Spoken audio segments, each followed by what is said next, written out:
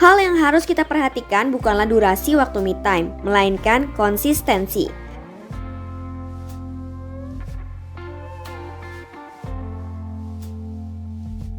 Hai kids, siapa yang pernah mendengar istilah me time? Me time merupakan waktu untuk menyendiri atau meluangkan waktu sejenak untuk diri sendiri dari interaksi dengan manusia lain. Aktivitas ini bisa membantu diri sendiri agar lebih tenang dan memulihkan energi setelah terbiasa bertemu dengan banyak orang. Selain itu, me time juga baik untuk kesehatan mental. Bagaimana cara melakukan me time untuk menjaga kesehatan mental? Yuk kita cari tahu.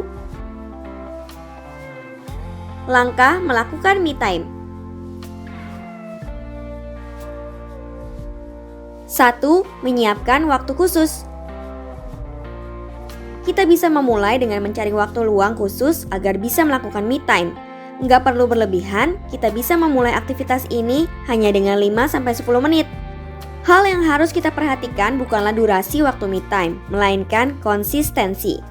Saat pertama kali melakukan me time, kita mungkin belum terbiasa dan nggak nyaman karena harus meninggalkan rutinitas.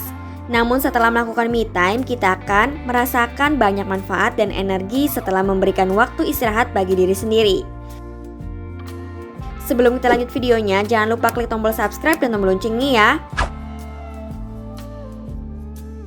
2. Menjauhi media sosial.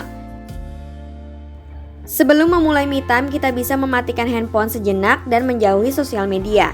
Sebaiknya kita juga memberitahu orang terdekat agar enggak membuatnya khawatir. Langkah ini dapat mengurangi gangguan sosial yang akan menyita perhatian. Lalu buang segala sesuatu yang enggak berhubungan dengan pikiran dan minat. 3. Merencanakan sesuatu.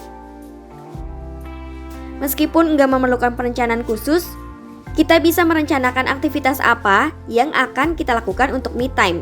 Kita dapat memulainya secara sederhana tanpa harus keluar rumah. Kita bisa melakukan aktivitas yang menyenangkan selama 5 menit pertama. Untuk meditasi, peregangan ringan, atau duduk diam tanpa memikirkan apapun. 4. Meningkatkan aktivitas dan durasi. Setelah menjalankan me time setiap hari, kita bisa meningkatkan jenis aktivitas dan durasinya. Kita bisa menjadwalkan waktu sekitar 30 menit dalam sebulan untuk melakukan kegiatan yang disukai atau memanjakan diri sendiri. Kita bisa mulai dengan pergi berbelanja ke supermarket, nonton bioskop, makan di tempat favorit, atau membaca buku. Selain itu, salah satu contoh aktivitas me time yang bisa kita lakukan dengan mudah yaitu berjalan kaki. Hal ini juga bisa berdampak baik bagi kesehatan mental. Berdasarkan penelitian, kalau kita merasa nggak nyaman karena terlalu banyak berinteraksi sosial, kita dapat menghabiskan waktu sendirian di luar ruangan agar merasa lebih baik. 5. Konsisten. Pastikan kita melakukan me time secara rutin dan enggak membatalkannya tanpa ada tujuan lain yang mendesak ya. Hal tersebut akan membuat kita konsisten dan enggak mengganggu rutinitas me time dengan seenaknya. Nah kids, itulah beberapa cara untuk melakukan me time berdasarkan berbagai sumber. Siapa yang tertarik untuk mencobanya?